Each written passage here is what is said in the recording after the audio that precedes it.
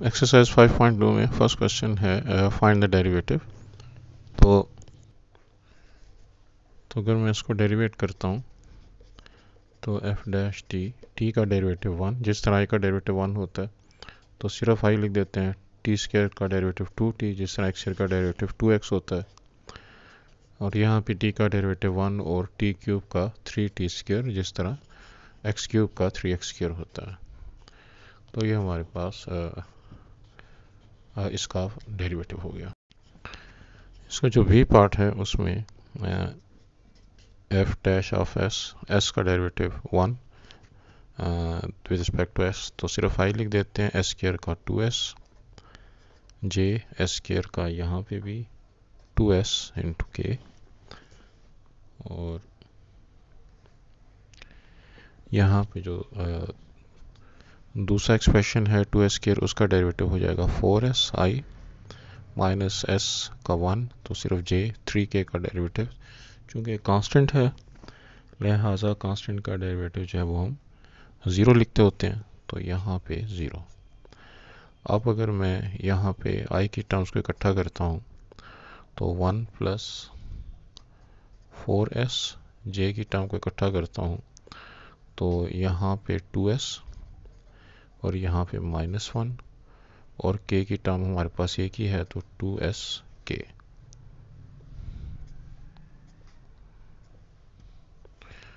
और अगर हम ये वेक्टर्स को डिफ्रेंशिएट करने की खातिर, वेक्टर को दूसरों से डिफरेंट करने की खातिर उन पे डैशेस लगा दें तो ज़्यादा मुनासिब है। सी पार्ट में F of F dash theta, तो हमको यहाँ पे कॉस थीटा को अगर मैं अंदर सबके साथ मल्टीप्लाई कर दूँ तो कॉस थीटा आई,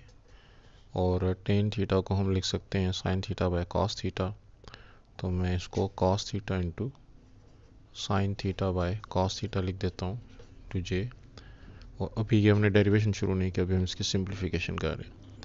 3 कॉस थीटा इंटू के, और ये कॉस थीटा इस कॉस थीटा को काट देगा, तो एफ थीटा की जो हमारे पास वैल्यू बन रही है वो है cos theta I plus sine theta J plus 3 cos of theta के। अब जब मैं इसको डेरिवेट करता हूँ तो कॉस थीटा का डेरिवेटिव माइनस साइन थीटा का डेरिवेटिव कॉस थीटा, और कॉस थीटा का डेरिवेटिव साइन थीटा के। अच्छा, यहाँ मुझसे बोलती हुई कॉस थीटा का डेरिवेटिव माइनस साइन थीटा, तो यहाँ पे नेगेटिव साइन लगेगा। इसमें क्वेश्चन नंबर 2 का जो फर्स्ट पार्ट है, दो दफ़ा इसको हमने डेरिवेट करना है। तो F dash T 2ti 6tj minus 16tk, और दूसरी दफ़ा हम इसको डेरिवेट करते हैं तो 2t का डेरिवेटिव 2i 6t का डेरिवेटिव 6j माइनस 16t का डेरिवेटिव 16k। अच्छा, ये 3t क्यूब था, तो अगर ये 3t क्यूब है तो ये 9t स्क्वायर होगा फर्स्ट ऑर्डर डेरिवेटिव में, और अगले डेरिवेटिव में 18t। अच्छा, यहाँ पे भी बी पार्ट में अगर हम फर्स्ट ऑर्डर डेरिवेटिव निकालें तो 3 का डेरिवेटिव 0, एस स्क्वायर का derivative 2s, S plus 1 whole square का derivative 2 into S plus 1, S का इनर फंक्शन डेरिवेटिव 1 लिखने की जरूरत नहीं है। 4 टाइम 3 इज 12 एस पावर 3 के, और सेकंड टाइम जब डेरिवेट करते हैं तो 2s का डेरिवेटिव 2i, और यहाँ पे अब जो 2s बनेगा 2s का डेरिवेटिव 2 और 2 इंटू 1 2, उसका डेरिवेटिव 0, वो लिखने की जरूरत नहीं है तो 2j, और 12 टाइम 3 इज 36 एस स्क्वायर के। सी पार्ट में जब फर्स्ट टाइम हम डेरिवेट करते हैं तो log ऑफ s का डेरिवेटिव 1/x, एक्स स्क्वायर का डेरिवेटिव 2x, और सेकंड टाइम डेरिवेट करने से पहले इसको ज़रा अरेंज करना पड़ेगा। x को अगर मैं ऊपर लेकर जाऊँ तो x पावर -1 2x, और इसका जो कोएफिशिएंट है वो है k, तो सेकंड टाइम डेरिवेटिव से पावर -1 नीचे, x पावर -2i, और 2x का डेरिवेटिव 2, और अब अगर हम इसको ज़रा अरेंज करके लिख लें तो -1/x² i और -2k। डी पार्ट के लिए फर्स्ट टाइम अगर हम डेरिवेट करें तो साइन स्क्वायर थीटा का derivative 2 sine theta, sine theta का डेरिवेटिव कॉस थीटा आई, और कॉस स्क्वायर थीटा का डेरिवेटिव 2 कॉस थीटा, और कॉस थीटा का डेरिवेटिव माइनस साइन थीटा, वो इस माइनस को प्लस कर देगा जे। और अब अगर हम इसको थोड़ा सा सिंप्लीफाई करें तो 2 साइन थीटा कॉस थीटा जो हमारे पास बन रहा है वो साइन 2 थीटा का फार्मूला है। यहाँ पे भी 2 कॉस थीटा साइन थीटा, ये भी हमारे पास साइन 2 थीटा का फार्मूला बन रहा है। तो अब सेकेंड टाइम जब इसको हम डेरिवेट करते हैं तो साइन 2 थीटा का derivative cos 2 theta inner function derivative 2 उसको पहले लिख देते हैं। यहाँ पे भी साइन 2 थीटा का डेरिवेटिव यही बनेगा 2 कॉस ऑफ 2 थीटा और जे। अच्छा, बुक वाले के आंसर के मुताबिक जो है वो हम चूंकि कॉस 2 थीटा को cos square theta minus sine square theta लिख सकते हैं डबल एंगल आइडेंटिटी के मुताबिक, तो हम वैसे लिख लेते हैं। यहाँ पे भी ये 2 बाहर कॉस 2 थीटा को cos square theta minus sine square theta जो है हम डबल एंगल आइडेंटिटी के मुताबिक लिख लेते हैं अब बुक के आंसर के लिए, वरना जो हमने ऊपर आंसर निकाला वो भी ठीक है। क्वेश्चन नंबर 3 का जो फर्स्ट पार्ट है, डेरिवेशन की खातिर हमें इस पर प्रोडक्ट रूल लगाना पड़ेगा। तो एफ डैश एक्स, फर्स्ट का डेरिवेटिव एक्स का डेरिवेटिव 1 और सिंपली आई लिख देते हैं, प्लस एक्स प्लस 1 का डेरिवेटिव भी सिंपल 1 तो सिर्फ जे लिख देते हैं, I plus J. Second function 2xi minus 3x² J as it is, plus अब सेकेंड का डेरिवेटिव जो कि बनेगा 2x का डेरिवेटिव 2i और माइनस 3x² का डेरिवेटिव माइनस 6x जे, और फर्स्ट फंक्शन जो है वो एज इट इज़ यानी कि xi प्लस x प्लस 1 जे। और इसको अगर हम सिंप्लीफाई करें तो डॉट प्रोडक्ट के हिसाब से आई के क्वेश्चन को आई के क्वेश्चन के साथ मल्टीप्लाई करना है, तो 2x जे के क्वेश्चन को जे के क्वेश्चन के साथ, तो 1 इंटू माइनस 3x² और यहाँ पे भी 2i को जब हम xi के साथ मल्टीप्लाई करते हैं तो 2x क्योंकि i इंटू आई स्क्वेयर जो कि 1 के बराबर हो जाएगा, जे के क्वेश्चन को जे के क्वेश्चन के साथ तो minus 6x into x plus 1, और k की टर्म्स हमारे पास है नहीं, तो इसको अब अगर मैं सिंप्लीफाई करता हूँ तो 2x minus 3x² plus 2x minus 6x² और माइनस 6x, तो यहाँ पे हमारे पास जो लाइक टर्म्स बनती हैं minus 6x² and minus 3x², जिससे हमारे पास माइनस 9x² आया, और 2x plus 2x 4x minus 6x minus 2x, तो ये जो है हमारा आंसर हो गया। अच्छा, बी पार्ट में हमने जो वेक्टर को गिवन उसके मैग्नीट्यूड का डेरिवेटिव निकालना है, तो अगर हम इसके मैग्नीट्यूड निकाल लें तो हमारे पास जो फार्मूला है वो है आई के क्वेश्चन का स्क्वायर यानी कि साइन ऑफ एक्स का स्क्वायर, जे के क्वेश्चन का स्क्वायर यानी कि माइनस 2x का स्क्वायर, फिर के क्वेश्चन का स्क्वायर यानी कि cos x का स्क्वायर। और उसकी वजह यह है कि अगर z हमारे पास ai प्लस बी जे है तो z मॉडुलस का जो फार्मूला है वो a² plus b² under root है, तो उसके हिसाब से ये g ऑफ x की वैल्यू बनती है sine square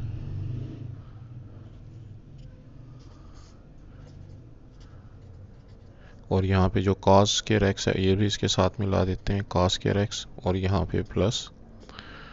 4x²। Sine square x plus cos square x जो है वो 1 के बराबर है, लिहाजा मैं इसको 1 लिख सकता हूँ, 1 प्लस 4x²। तो g डैश x की जो हमारे पास वैल्यू बनती है वो है अंडर रूट का derivative 1/2 under root, so 1/2 under root 1 plus 4x²। Inner function derivative जो है वो 1 का डेरिवेटिव 0 और 4x² का डेरिवेटिव 8x, तो 2 8 को काट के 4 कर देगा, लिहाजा जी डैश एक्स की वैल्यू आ गई 4x over 1 plus 4x square. Question number 4 में हमको डिस्प्लेसमेंट वेक्टर गिवन है और हमको वेलोसिटी वेक्टर एक्सेलरेशन वेक्टर मालूम करना है। तो वेलोसिटी वेक्टर जो है वो D R by D T के बराबर होता है।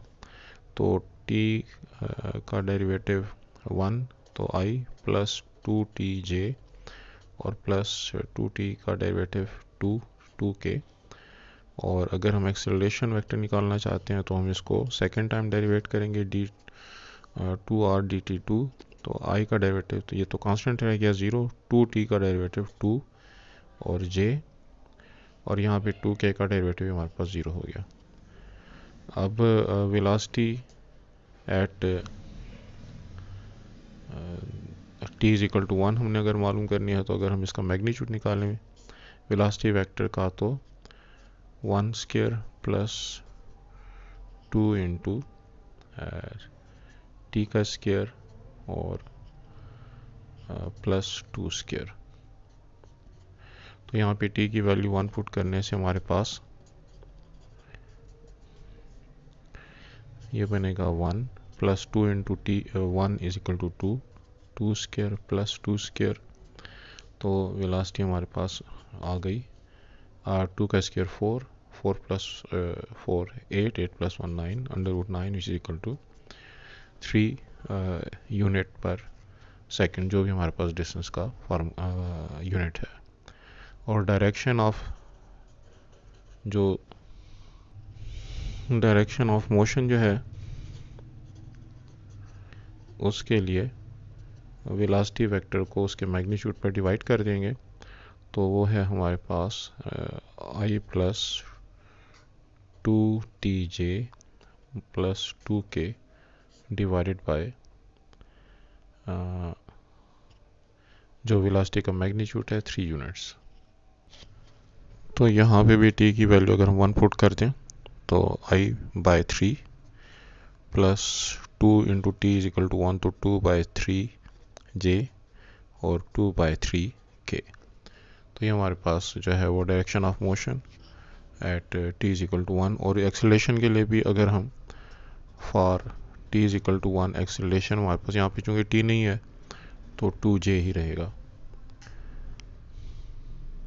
पार्ट बी के लिए भी हमको डिस्प्लेसमेंट वेक्टर जो है वो गिवन है। तो अगर मुझे वेलोसिटी वेक्टर मालूम करना है तो D R by D T, जो कि कॉस टी का derivative minus sine of T, sine T का derivative cos of T, 3t का डेरिवेटिव 3। और इस तरीके से एक्सेलरेशन वेक्टर अगर मुझे मालूम करना है तो इसका सेकेंड ऑर्डर डेरिवेटिव, तो माइनस साइन टी का derivative minus cos of T, cos T का derivative minus sine of T, और 3k का डेरिवेटिव जो है वो 0 हो गया क्योंकि एक कांस्टेंट है। तो for t is equal to 45 degrees हमारे पास वेलोसिटी जो है वो बनेगी minus sine of 45 which is equal to 1 by under root 2, और cos of 45 is again 1 by under root 2 plus 3k। और एक्सेलरेशन जो है ये minus 1 by under root 2i और minus 1 by under root 2j, क्योंकि cos और sin दोनों की वैल्यू 45 के लिए 1 बाय अंडर रूट 2 है। और इसमें चूंकि k नहीं है तो हम इसको यहीं पे ही छोड़ देंगे। अगली चीज़ जो कि हमें मालूम करनी है वो वेलोसिटी का, अगर हमें मैग्नीट्यूड मालूम करना है एट 45 डिग्रीज, तो उसकी खातिर माइनस 1 बाय अंडर रूट 2 का स्क्वायर, और j का जो कोएफिशिएंट है वेलोसिटी में उसका अगर हम स्क्वायर ले लें तो 1 बाय अंडर रूट 2 का स्क्वायर, और उसके बाद है 3 का स्क्वायर। तो इससे हमारे पास वेलोसिटी का जो वेक्टर का मैग्नीट्यूड आता है 1 बाय 2 प्लस 1 बाय 2 प्लस 3 का स्क्वायर 9। तो 2 एलसीएम लेने से 1 + 1 and 9 times 2 is 18, 18 + 1 19, 19 + 1 20, 20/2 जो है हमारे पास √10 आ गया। और अगर हम डायरेक्शन ऑफ मोशन निकालना चाहते हैं तो जो फार्मूला है वेलोसिटी v को इसके मैग्नीट्यूड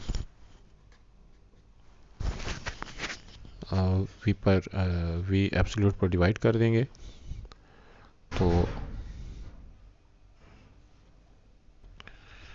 उसकी खातिर हमारे पास जो वेक्टर v है उसकी वैल्यू को यानी कि -1/√2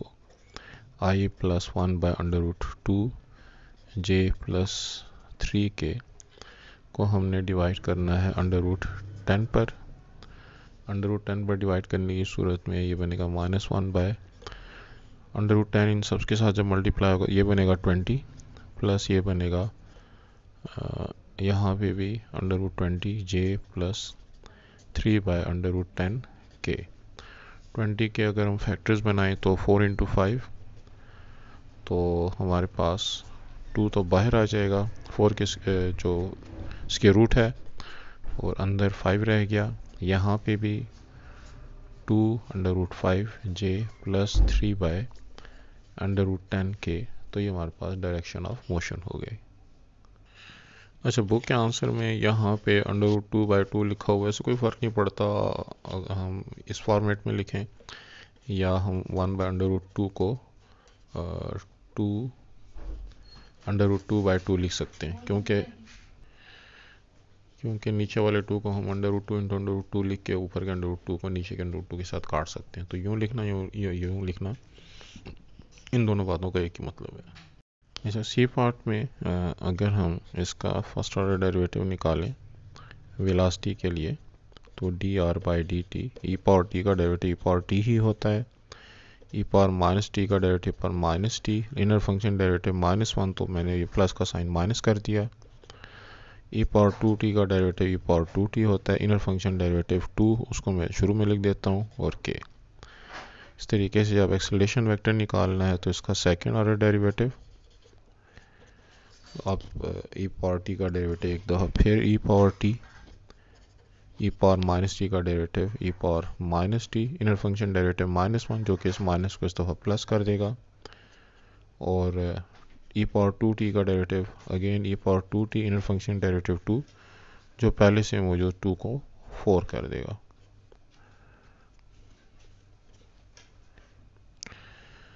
तो अब हमारे पास जो इसमें t की वैल्यू हमको गिवन है log of 2, तो उसके लिए अब अगर वेलोसिटी वेक्टर में मैं t की वैल्यू log of 2 लगाता हूँ तो v वेक्टर हमारे पास आएगा e⁻log of 2 विच इज़ 2, क्योंकि ये log एक दूसरे के एंटी फंक्शन है। यहाँ पे e⁻log of 2 पहले तो पावर को पॉजिटिव करने के लिए नीचे लेकर आएंगे तो 1/e⁻2, तो 1/e⁻log of 2 जो है वो 1/2 हो जाएगा j, और यहाँ पे जब मैं e⁻2 लगाता हूँ तो ये बन जाएगा 2 जो है वो इस 2 का पावर बन जाएगा 4, e और log को काट देंगे तो हमारे पास 4 आ जाएगा और साथ में k। So velocity vector is 2i - 1/2j + 8k। और इस वेलोसिटी का जो मैग्नीट्यूड है वो मालूम करने की खातिर 2 का स्क्वायर - 1/2 का स्क्वायर + 8 का स्क्वायर, 2 का स्क्वायर 4, ये 1/4, ये 64 हो जाएगा। तो 4 एलसीएम, 4 4 are 16 + 1 और 4 4 are 16, तो 256। इनको ऐड करने से 6 plus 1 7, 7 plus 8, 6 plus 1 7, 7 plus 6 13, 5 plus 1 6, 6 plus 1 7, तो 273 over 4, तो under root 273 over 2 units per second। उसके बाद हमारे पास जो डायरेक्शन ऑफ मोशन है उसका फार्मूला है velocity v vector divide by v magnitude. तो जो हमारे पास वेलोसिटी की वैल्यू है 2i minus 1/2j plus 8k, इसको हम अंडर रूट 273 डिवाइड बाय 2 पर डिवाइड कर देते हैं। तो ये ऊपर जाकर इस फ्रैक्शन का हम रेसिप्रोकल लेंगे, 2 2 ज़ार 4 बाय 273i, ये वाला 2 जो है ऊपर जाकर 1/2 को काट देगा, so minus 1 by under root 273j, ये 2 8 के साथ मल्टीप्लाई होगा तो 16 divide by 273 under root k। अच्छा, एक्सेलरेशन वेक्टर तो हमने मालूम कर लिया, लेकिन उसकी particular value for t is equal to log of 2, अगर हम एक्सेलरेशन मालूम करना चाहें तो यहाँ पर हम वैल्यूज की पुटिंग करते हैं, लॉग और एक दूसरे को काट देंगे तो 2i, यहाँ पे भी लॉग और 2 एक दूसरे को काट देंगे लेकिन 1/e⁻t में, तो प्लस 1/2j, और यहाँ पर 2 जो है वो इस 2 का पावर बन जाएगा 4, और 4 लॉग और एक दूसरे को काट देंगे तो 4 × 4 हमारे पास 16k हो जाएगा। क्वेश्चन नंबर 5 में हमें एक प्रूफ करना है, लेकिन इसको प्रूफ करने से पहले जो हमें ft का एब्सोल्यूट फंक्शन है उसका डेरिवेटिव सीखना है। अगर हम f ऑफ t एब्सोल्यूट का डेरिवेटिव निकालते हैं तो उसका फार्मूला है f of t over ft absolute, और उसके बाद इनर फंक्शन ft जो है उसका डेरिवेटिव f डैश t। तो इस फार्मूले को इस्तेमाल करके जब हम लेफ़्ट साइड को डेरिवेट करते हैं तो राइट साइड को हम इसके इक्वल प्रूफ करने की कोशिश करेंगे। तो consider d bye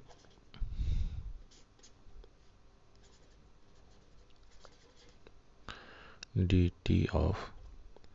f of t over ft modulus.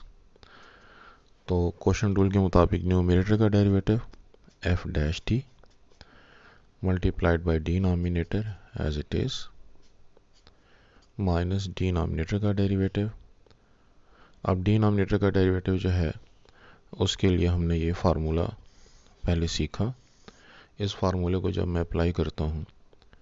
तो f of t over f of t modulus into f dash t, यह हमारे पास डिनोमिनेटर का डेरिवेटिव हो गया मल्टीप्लाइड बाय न्यूमरेटर जो है यानी कि f ऑफ t जो है वो as it is divided by denominator का स्क्वायर जो कि हमारे पास है ft मॉडुलस इसका स्क्वायर। अब ये जो वैल्यू है f ऑफ t मॉडुलस, इसको हम अगर एलसीएम के तौर पर इस फर्स्ट टर्म के साथ मल्टीप्लाई करें तो f डैश t, ये दोनों वैल्यू सेम है लिहाजा f ऑफ t मॉडुलस का स्क्वायर हो जाएगा, माइनस यहाँ पे f ऑफ t और f ऑफ t ये दोनों सेम हैं, सो f ऑफ t का स्क्वायर, और यहाँ पे f dash t divided by f of t modulus. ये जो नीचे वाली हमारे पास वैल्यू है ये इसको ऊपर लेकर जाएंगे तो इसका रेसिप्रोकल लेना पड़ेगा, तो 1/f ऑफ t मॉडुलस इसका स्क्वायर। इससे हमारे पास ये दोनों डिनोमिनेटर की वैल्यूज हैं वो सेम हो जाती हैं, तो जिस तरह x into x square x cube होता है उसके मुताबिक न्यूमरेटर को तो मैं फ़िलहाल एज इट इज़ लिख रहा हूँ, F of T modulus square minus F T square और F dash T divided by F of T modulus cube. ये वाली जो वैल्यू है ये मैं दोनों के नीचे अलग-अलग लगा देता हूँ।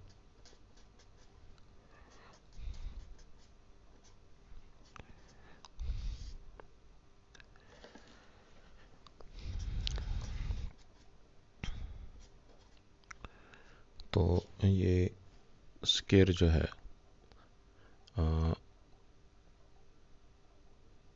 ये पूरी वैल्यू इसकी क्यूब को काट देगी, यानी कि हमारे पास जिस तरह x square over x cube हो तो आंसर आता है 1/x। और इसके अलावा ये वाला एफ टी एब्सोल्यूट क्यूब जो है वो इसके नीचे भी अलग से लगेगा, तो F of T square F dash T divided by F of T cube. तो अब हमारे पास सिंप्लीफिकेशन से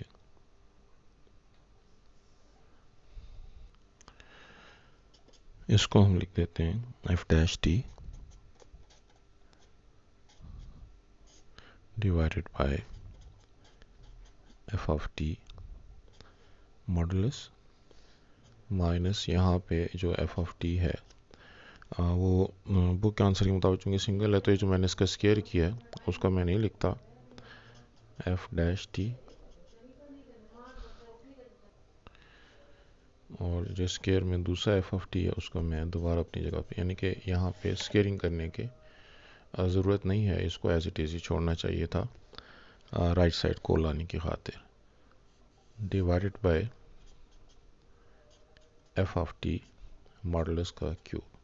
तो ये जो है हमारी राइट हैंड साइड के बराबर है।